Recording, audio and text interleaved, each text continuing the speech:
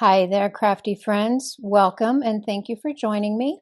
Today, I thought we would make a card using the Tailored Expressions Great Outdoors stencil set.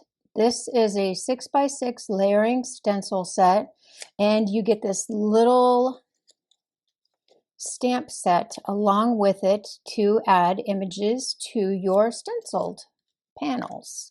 We actually get 4 cards out of 1 with this, and they have a little sample here. So when I saw this, I knew that I wanted to get it and make thank you cards. We are getting ready to leave in a couple weeks and go visit my son in Minnesota, and I am super excited for that. And I like to hand out thank you cards when we are there.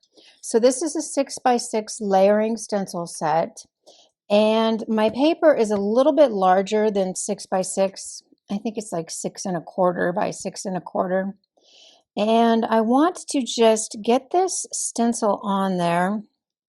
I'm going to kind of butt it up against the bottom, and then I'm going to add tape because it doesn't stick to my sticky mat, but my paper does stick to the sticky mat.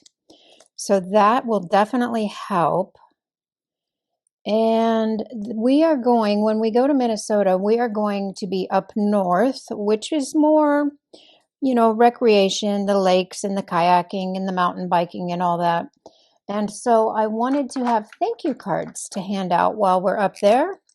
I am going to mark my 2 little corners here. They have these little boxes, registration marks. I'm only going to do the 2 on the right hand side because when I did the 2 on the left hand side, it kind of got too close to the image and I didn't like that. So I've done a couple little samples here to test it out. We need to be very careful with our inking because I don't want it to bleed like it did on a couple others. So we're going to totally take our time. I have several different inks here. For the first stencil, we are going to use Summer Showers, and all my inks are Pinkfresh. I will have everything listed in the description below. I had accidentally put away my blending brush. So for our first stencil, everything is blue. So I'm just going to kind of hold this down.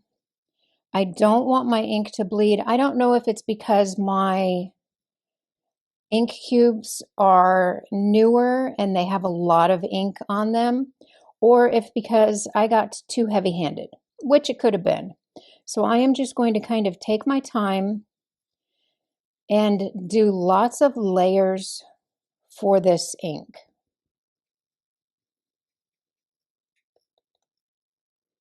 Okay, so it looks like we've got good coverage for stencil number 1.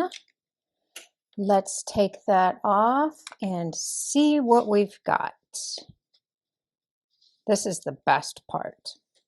I'm going to save my tape so I can reuse it. And that looks beautiful. See, I did get a little bit of over inking there, but I'm not going to worry about it because we will fill that in with another color. I think that looks good. So for stencil number 2, I've kind of mapped it out a little different than the instructions on the back of the package. I will be using my greens and my browns. Everything is listed. So I am going to start with spruce tips. Most of my images here are spruce tips. And I want to make sure that I tap off and then add that color gradually and slowly. So I did go ahead and tape off my sun on the 2 panels because I don't want to risk getting ink in there.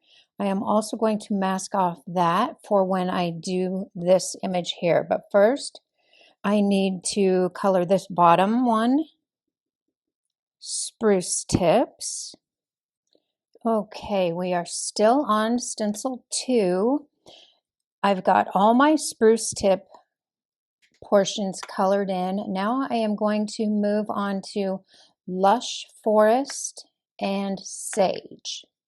Let's start with our sage. I need to wipe off my brush and we will color this lower image sage. Okay, now we can take this mask off. I am going to cover the area that we just did sage so I don't get any of the lush forest in there. Just to protect it. Now we've got lush forest. And I'm going to carefully and slowly color that in. Okay, now we can take off our masks and we can do our sun. I will also bring this stencil back in and add the sun to a couple, actually to the other 2 images after we get them cut out and everything. So let's add some lemon whip.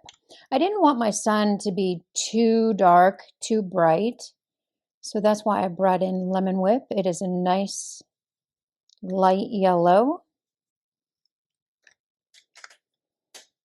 All right, let's see what we got.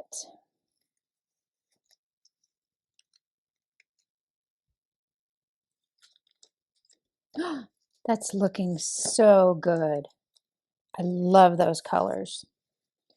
All right, now we can move on to stencil number 3. I had to get my head in there a little bit to get that lined up. I think we're good though. I'm going to tape that down, and my paper isn't moving. I'm just taping the stencil to the paper and the grip mat. I love this grip mat. I don't know what we did before we had grip mats. So now we're going to be working on some of our browns. I have warm buff and dough here. Let's start with our warm buff. And we're just going to add some brown color to that mountain, that hill. Okay, so we've got our warm buff on there, and for my dough, I'm just going to bring it in and try to do a little bit of accents. I just want to add a little bit more depth to that warm buff. So I'm just going to come in from the bottom and work up and try to add a little bit of shading to those. So we've added a little bit of shading there to our browns. And what I tried to do here, I was kind of going for a lighter on the bottom and darker up on the, as the mountains got higher. So that's why I did that. And then this little one here, this part of our circle is going to be sage. So let's get that colored sage. And always tap off and then work your way onto the stencil. All right, I think that's good. We can take this off and see what we got. Oh, that is looking so cool. I absolutely love that. Let's move on to stencil number 4. All right, that is all lined up. Let's move on to spruce tips. We will need spruce tips, sage, and that's it for those 2 colors on this one. So let's do spruce tips first. I'm going to bring spruce tips here, here, and here. Remember, tap off and then brush on. So we've got all our spruce tip areas colored in, and now we need to work on sage. And I do need to mask that off just so, well, it probably wouldn't matter because sage is a lighter color, so it won't really necessarily get in there. But I'm going to do it anyways, just to do it. So now we'll use sage, and we'll do our other 2 areas.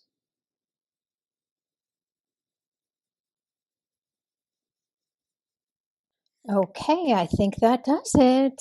Let's see what we got. I am so excited to see how this turned out.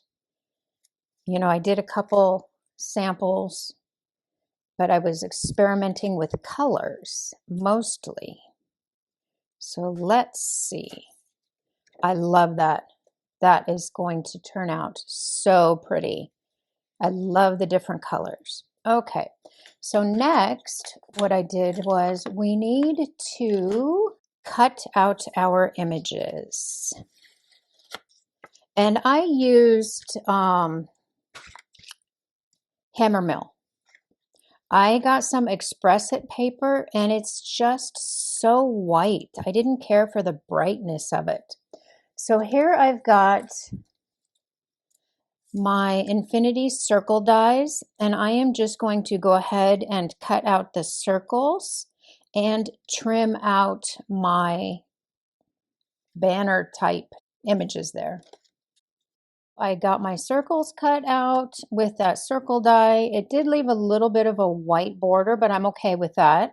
So we're bringing in our trimmer, and I am just using my wire cutter here, and I am just trimming on that line. This is so simple to do it this way. And it's easier than putting it in the guillotine trimmer because you just never know if you're going to get that edge correct or not.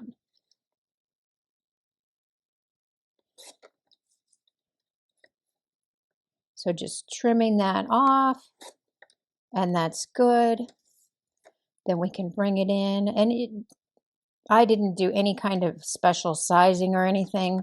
I'm just kind of looking at it and seeing where I want that.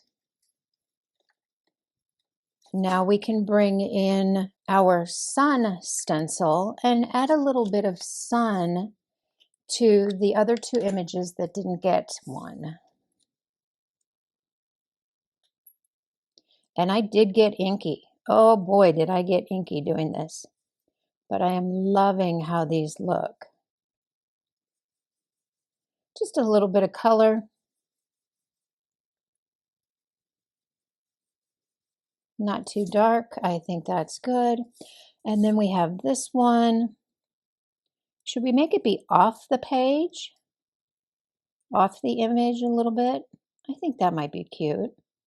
Like that. Perfect. Okay.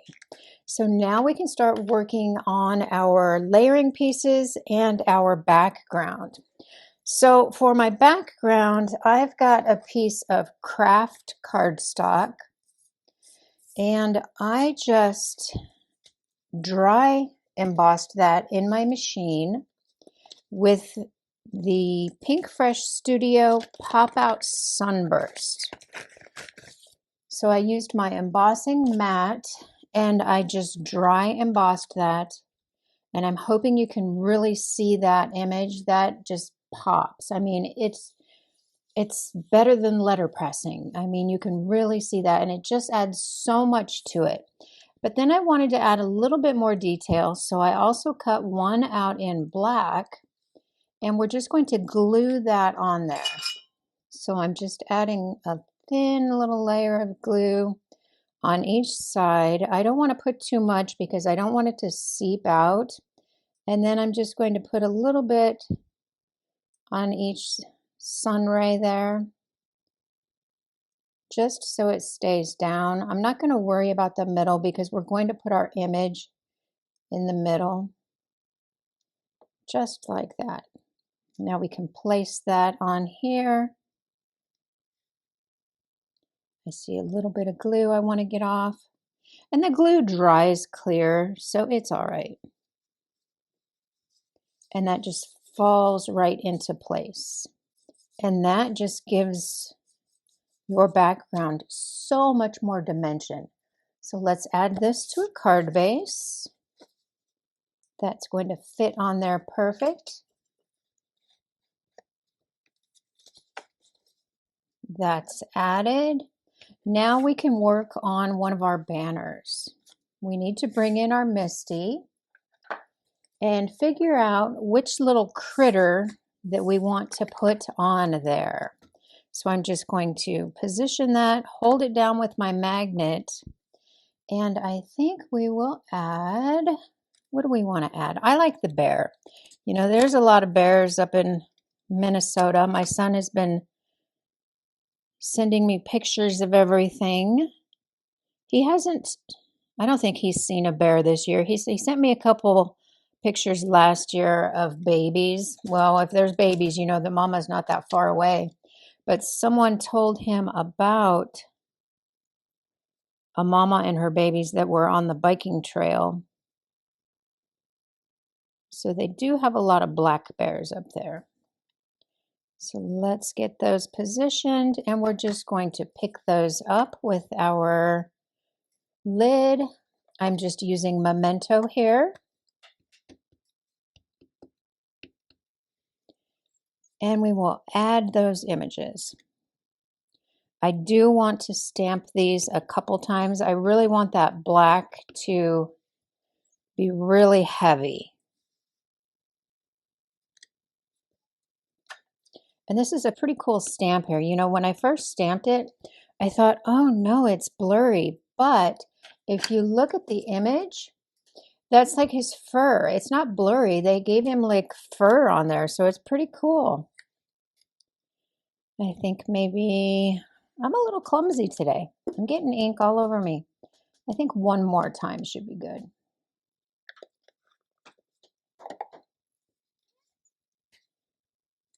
There we go. Now we can layer this. And I just brought in another piece of black cardstock. We are just going to add this and then trim it out. And I'm just going to use that same trimmer so I can get a good line on there. Nice and even.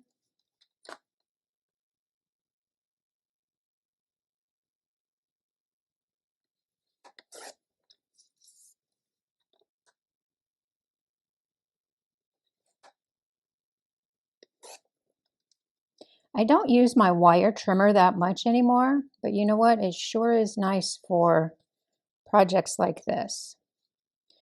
Okay, so that is all trimmed out. Now we can add some foam tape to our image. Now we can add this. And what I'm going to do is I've got the bottom of my circle here, and I'm going to put that image so it just covers the bottom of that circle. Just like that. Perfect. I always worry about this when my hands are so inky.